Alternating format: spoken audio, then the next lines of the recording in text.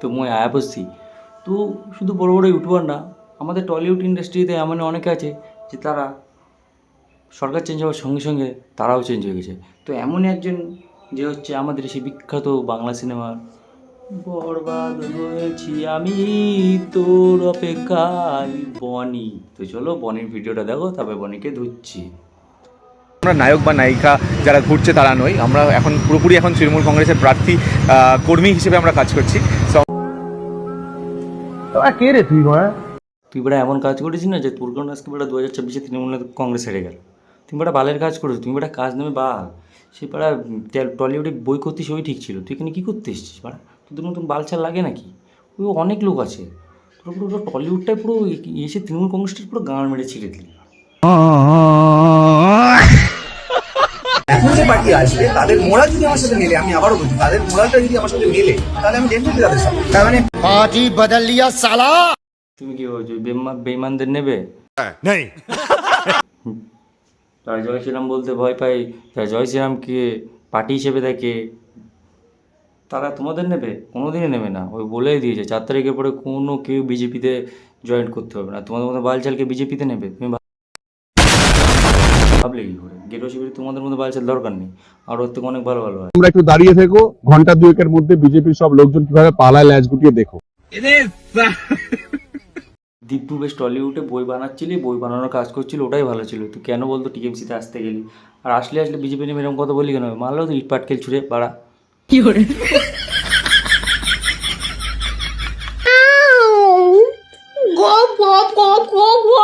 হুম।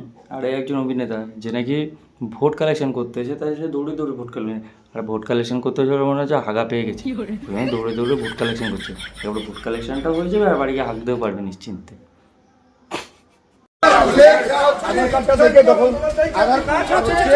मतलब वो अलग ही लेवल का बंदा था। शानी लगाओ लगाओ लगाओ।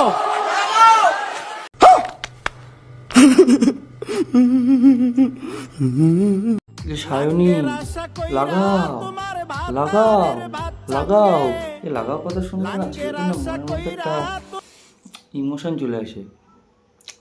লাগাও, উফ লাগাও।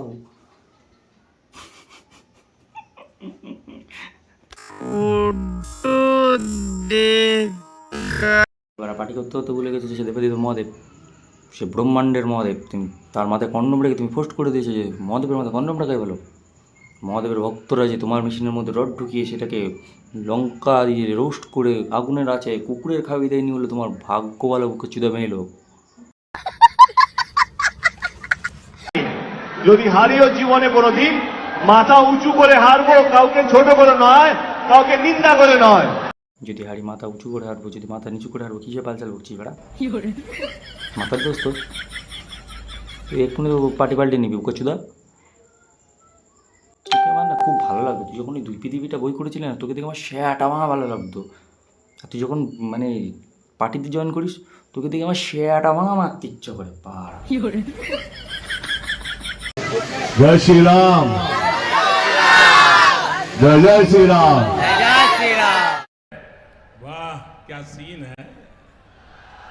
কালকে এতদিনকে অভিষেক বন্দ্যোপাধ্যায় মমতা ব্যানার্জিকে কাল সব পুষেছিল দুধকলা দিয়ে।